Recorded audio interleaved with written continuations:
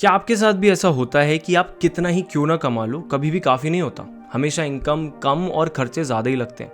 ना सेविंग्स का ठिकाना है और ना ही इन्वेस्टिंग का।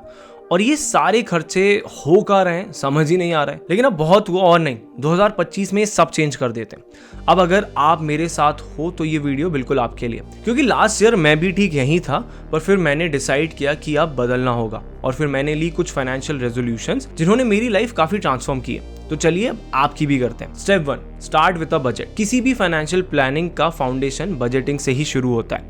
अब अगर आपको यही नहीं पता होगा कि आपके पैसे जा कहाँ रहे हैं, तो फिर आप उन्हें कंट्रोल कैसे करोगे? Now here's what you should do.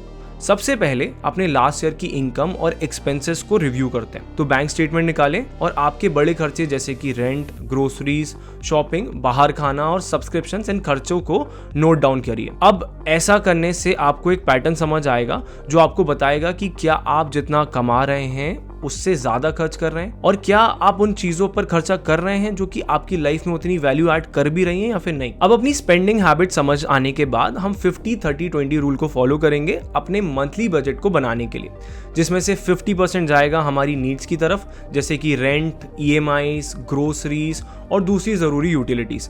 इसके बाद 30% जाएगा आपकी वांट्स की तरफ, जैसे कि एंटरटेनमेंट, शॉपिंग और ऐसे ही खर्चे, और बचा हुआ 20% जाएगा आपकी सेविंग्स और इन्वेस्टमेंट्स में। अब हमें ट्रैक भी तो करना होगा ना कि हम इस रूल को सही से फॉलो कर भी रहे हैं या फिर नहीं। तो इसके लिए मेरे पास आपके लिए गिफ्ट है। मैंने डिस्क्रिप्शन में एक गूगल शीट का लिंक शेयर किया हुआ है जिसका यूज आप अपने मंथली एक्सपेंसेस को ट्रैक करने के लिए कर सकते हैं। अब इसे यूज करने के लिए पहले उस लिंक को ओपन करें और फिर उसकी कॉपी क्रिएट करें और इसके बाद इसे यूज करना शुरू कर दें। Now trust me on this, अपने खर्चों का ट्रैक रखना एक बहुत ही अच्छी हैबिट है जो आपको अनसर्टेनिटीज और फालतू के खर्चे से बचाती है। Step 2, define your financial goal. अब जब बजट बन गया है तो अब बारी है बड़े गोल सेट करने की, लेकिन स्ट्रक्चर्ड वे में।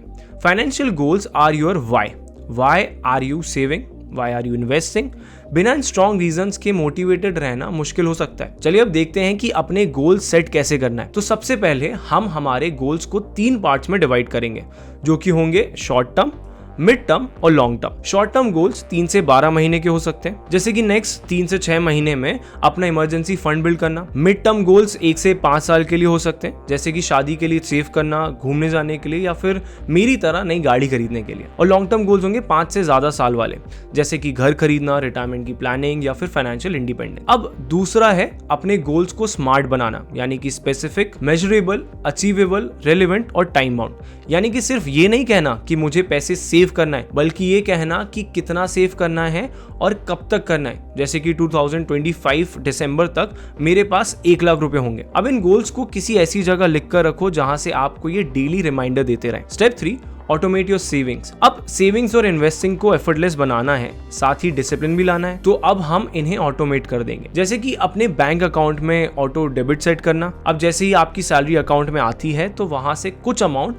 आपके इमरजेंसी फंड अकाउंट में चला जाए, कुछ आपके EMIs में और कुछ आपकी म्यूचुअल फंड SIPs में। जब रेगुलरली आपके अकाउंट से पैसे ऑटो डिडक्ट होंगे तो आपके अंदर डिसिप्लिन फॉर्म होगा और आप अपने एक्सपेंसेस को और अच्छे से ट्रैक करोगे। Step 4, cut out unnecessary expenses. मान लो आप एक मॉल में गए जहां आपको एक बहुत ही अच्छी शर्ट दिखी।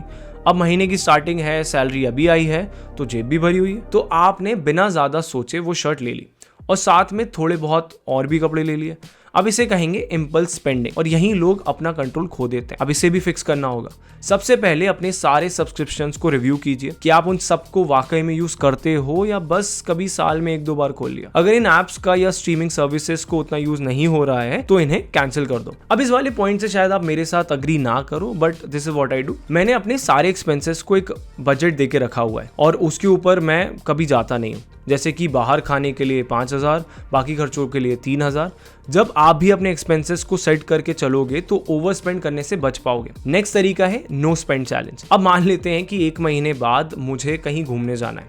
अब उसके लिए तो पैसे जोड़ने पड़ेंगे, तो मैं किसी 1 महीने नो स्पेंड चैलेंज लूंगा जिसमें मैं सिर्फ और सिर्फ जरूरी खर्चे ही करूंगा और बाकी सेविंग्स जाएंगी मेरे गोल की तरफ। Step 5, learn and invest wisely.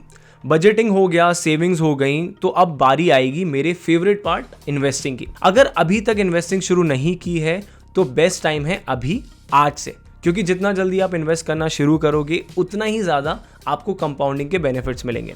Now here's how to begin. Start small. अब शुरू में ज्यादा इन्वेस्ट करने की जरूरत नहीं है, आप जितना चाहो उतने से म्यूचुअल फंड में SIP के थ्रू इन्वेस्ट करना शुरू कर सकते हो। दूसरा है डाइवर्सिफाई करना। अब सिर्फ एक एसेट के भरोसे नहीं बैठना है, हमें हमारे रिटर्न्स के चांसेस को बढ़ाना है, जिसके लिए हम अलग अलग एसेट्स में इन्वेस्ट करेंगे, जैसे कि स्टॉक्स, म्यूचुअल फंड्स, गोल्ड और क्रिप्टो। थर्ड है इन्फॉर्म्ड रहना। इन्वेस्टिंग और पर्सनल फाइनेंस से रिलेटेड बुक्स रीड करो, जैसे कि the psychology of money, rich dad poor dad, या फिर अच्छे यूट्यूब चैनल्स को सब्सक्राइब करो, जैसे कि Rachna Ranade, coin bureau and curious Sandeep. और एक बात हमेशा याद रखो कि investing is not about timing the market, it's about time in the market. अब इस वीडियो को खत्म करें उससे पहले आप भी मुझे कुछ बताओ। तो सबसे पहले कमेंट योर 3 फाइनेंशियल गोल्स जो आप 2025 में पूरा करना चाहते हो, और second share 1 tip that has helped you manage money better. अगर वीडियो पसंद आया हो इसे लाइक करें, subscribe to curious Sandeep and share this video with someone who is ready to make 2025 their best financial year. मिलते हैं जल्दी ही।